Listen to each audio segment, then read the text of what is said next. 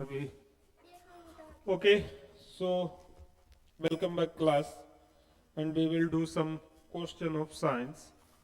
Okay ना, तो देखते हैं क्या है मार्केट में आया नया खबर में। तो देखिएगा इसमें टोटल मैं क्वेश्चन को बोर्ड पे ही ला दिया हूं ताकि आपको आसानी हो इस क्वेश्चन को करने में। ठीक है, लाइट का तमाशा थोड़ा बना हुआ है जी, तो स्क्रीन गंदा आ रहा है। बहुत बढ़िया, इसी तरीके का गंदा स्क्रीन में पढ़ते रहिए कुछ दिन, फिर लाइट लगा दिया जाएगा तो सही हो जाएगा। So there is the first question. आज जो करेंगे हम लोग, क्वेश्चन प्रैक्टिस करना है, साइंस का करना है। ठीक है, तो ये साइंस का हमारा प्रैक्टिस सीरीज है। एसएससी जैसे एग्जाम के लिए ऑलरेडी ये आएंगे ही, आपको 10th और 12th लेवल सारे एग्जाम के लिए ये आ सकते हैं। तो आप देख लीजिएगा, which of the following best explain the process of photosynthesis। तो फोटोसिंथेसिस को वेस्ट कौन एक्सप्लेन करता है? तो ब्रेकडाउन ऑफ ग्लूकोज, बिल्कुल गलत जी, ग्लूकोज फॉर्म होता है। हमेशा याद रखिएगा, फोटोसिंथेसिस में फॉर्मेशन ऑफ ग्लूकोज होता है। तो ब्रेकडाउन ऑफ ग्लूकोज खत्म हो जाएगा। फॉर्मेशन ऑफ नाइट्रोजन कंपाउंड, बिल्कुल गलत। ठीक है, फोटोसिंथेसिस से नहीं होता है, राइजोमियम बैक्टीरिया के द्वारा होता है। And production of energy in mitochondria, ये भी नहीं होगा। तो आपको पास ऑप्शन बचा ये, conversion of sunlight, water and carbon dioxide into glucose and oxygen. ठीक है, क्या होता है फोटोसिंथेसिस का? CO2 प्लस H2O आपको क्या दे देता है? इन प्रेजेंस ऑफ सनलाइट, ये फोटोसिंथेसिस जिससे पेड़ पौधे अपना खाना बनाते हैं, तो आपको दे देता है C6H12O6 प्लस O2 आपको दे देता है। ठीक है, एक इस तरीके का रिएक्शन है सर, इंडोथर्मिक रिएक्शन है, क्योंकि हमने बाहर से क्या दिया है? सनलाइट दिया है। तो क्वेश्चन फर्स्ट आपका क्लियर हो गया। मूव करते हैं क्वेश्चन सेकेंड की तरफ। तो क्वेश्चन सेकेंड हमारा क्या है? If a substance is a high density, what can you infer about it? तो अगर डेंसिटी हाई होगा तो सबस्टेंस क्या कर जाएगा? वाटर से ज्यादा डेंसिटी है तो सिंक कर जाएगा, कम डेंसिटी है तो क्या करेगा? ट्रेवल करेगा, फ्लोट करेगा। तो it will sink in water. क्यों? क्योंकि हाई डेंसिटी है तो it will sink in water. Option C इसका राइट आंसर हो जाएगा। Now come towards the next question. In a chemical reaction, क्या कहता है? In a chemical reaction what does it mean if reactants are converted to product? Reactant को क्या बना दे रहा है भैया? Reactant are converted to product. तो अगर रिएक्टेंट से प्रोडक्ट बना तो न्यू सबस्टेंसेस आपका क्या हुआ है? फॉर्म हुआ है। क्यों? क्योंकि क्या कह रहा है? कैसा रिएक्शन हो? केमिकल रिएक्शन हो तो न्यू सबस्टेंसेस फॉर्म होगा। क्लियर है? आगे देखते हैं क्वेश्चन इसका और क्या है। तो ये हमने अभी तक 3 क्वेश्चन को किया है, अभी यहां पर भी कुछ क्वेश्चन है, तो ध्यान से देखिएगा और इसे करने का कोशिश कीजिएगा। तो पहला क्वेश्चन है, which of the following concept is fundamental to understanding the movement and interaction of object in physics? तो मूवमेंट भी करना है और इंटरेक्शन भी करना है। तो न्यूटन्स लॉ ऑफ मोशन क्या होगा? Which of the following concept is fundamental to understanding the movement? So Newton's law of motion and interaction of objects in physics. ठीक है, नेक्स्ट देखते हैं, what biological process is responsible for converting light energy into chemical energy? photosynthesis। कौन सा हो जाएगा? Photosynthesis. इसी में लाइट का यूज करते हैं और केमिकल रिएक्शन होता है और उसके बाद प्रोडक्ट हमारा फॉर्म होता है। नेक्स्ट देखते हैं, in mathematics what term describe a closed plane figure bounded by 3 straight side? तो 3 स्ट्रेट साइड ट्रायंगल में होता है, तो दैट आपका करेक्ट आंसर क्या हो जाएगा? ट्रायंगल हो जाएगा। आगे देखते हैं, what is the chemical symbol for the element oxygen? तो ऑक्सीजन को किससे हम केमिकल सिंबल करते हैं? ऑक्सीजन को O से डिनोट किया जाता है, तो सिंबल इसका क्या हो जाएगा? आपका O हो जाएगा। और लिखते हमेशा कैसे हैं?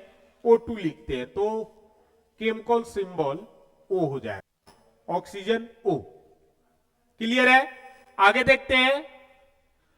Which topic primarily deals with the quantitative relationship between reactants and products in chemical reaction.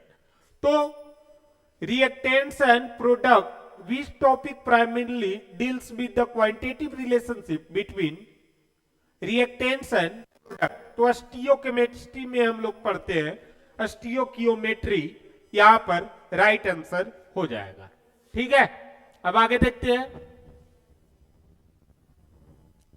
आगे है विच literary device involves a comparison between two unlike things using like और एज। तो ये तो मेटाफर होता है, ठीक है, मेटाफर में ही लाइक और एज वाले वर्ड रहते हैं। ये इंग्लिश का क्वेश्चन दे दिया। अब अगला क्वेश्चन है what would happen if a plant is not given enough sunlight? तो it will grow faster, कभी नहीं, खाना मिलेगा तभी ग्रो करेगा। तो सनलाइट खाना का इंतजाम है तो ग्रो फास्टर बिल्कुल नहीं। इट विल प्रोड्यूस मोर तो बिल्कुल नहीं होगा। It will become dormant, it will exhibit stunted growth. तो स्टंटेड ग्रोथ होगा, डोरमेंट नहीं होगा, धीरे धीरे बढ़ेगा और वो भी पूरी तरीके से नहीं बढ़ेगा। पौधों में क्या आ जाएगा? बौनापन आ जाएगा। ठीक है, अगला क्वेश्चन है the synthesis of RNA from DNA template is known as. Transcription कहते हैं डीएनए से आरएनए बनाने का प्रक्रिया को ट्रांसक्रिप्शन कहते हैं। तो the synthesis of RNA from a DNA template is known as the process of transcription. Okay, clear है इतनी बातें? और तो इधर नहीं है कोई question.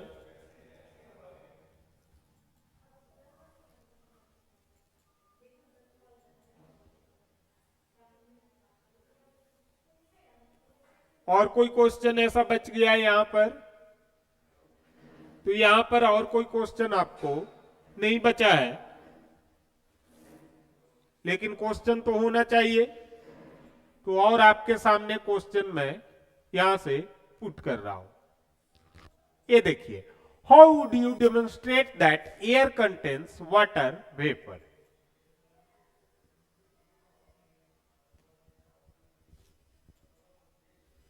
How would you demonstrate that air contains water vapor? तो कैसे हम ये कहेंगे कि एयर में वाटर वेपर होगा? By measuring air temperature, by blowing up a balloon, by using a thermometer, by observing condensation on a cold surface. तो first answer हो जाएगा condensation on a cold surface. आपको उस पे दिखा हुआ बैलून जैसा बूंदा बूंदा आपको जमता हुआ दिख जाएगा। ठीक है, नेक्स्ट है which of the following is necessary for the process of cellular respiration. Cellular respiration मतलब जैसे बड़े बड़े animal, human being, multicellular organism के लिए क्या क्या जरूरी है। ठीक है, तो sunlight and carbon dioxide, water and nitrogen, hydrogen and sulphur नहीं, ये तीनों जरूरी नहीं है। आपको जरूरी हो जाता है ऑक्सीजन एंड ग्लूकोज। आगे देखते हैं, what do you expect to happen when ice melt? Ice melt करेगा बेटा तो टेम्परेचर हमेशा क्या होता है? इंक्रीज करेगा।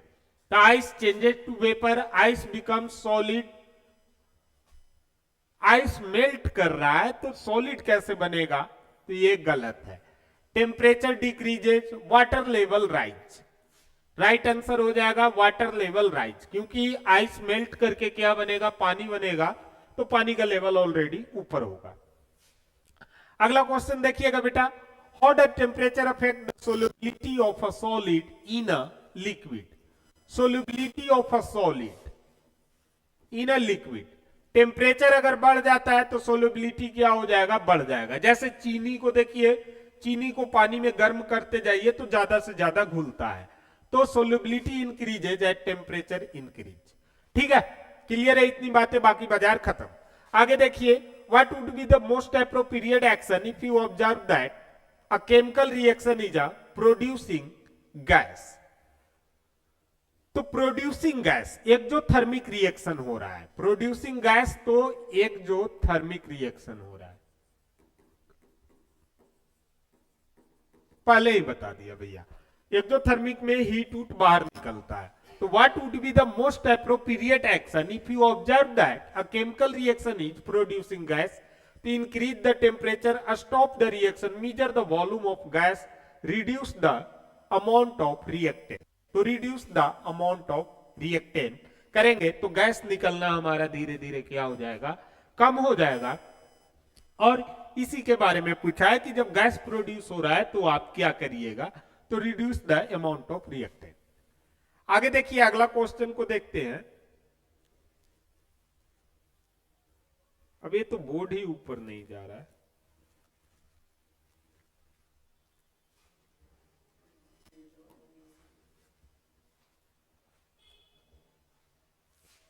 डबल अंगुली से कर दे जी।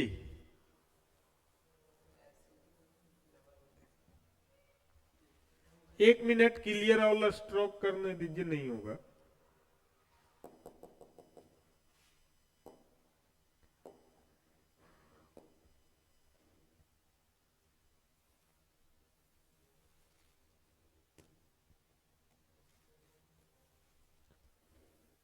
तो ये अभी हमने करीब 20 क्वेश्चन किए हैं और इन 20 के 20 क्वेश्चन का आपको शेड्यूल दे दिया जाएगा। क्लियर है इतनी बातें? तो आप रिवाइज कर लीजिएगा। इस टाइप के क्वेश्चन आपको बाजार में देखने को मिल सकता है, ठीक है। इस टाइप का क्वेश्चन आपको बाजार में देखने को हमेशा के लिए मिल सकता है। तो आज के लिए आपका इस सेक्शन में इतना ही क्वेश्चन का प्रैक्टिस था। बाकी क्वेश्चन तो लाया था बट मिल नहीं रहे, तो कोई नहीं, नेक्स्ट सेक्शन में करेंगे। बने रहिएगा, वीडियो को लाइक सब्सक्राइब कीजिए, कमेंट में गाली मत दीजिएगा। Thank you.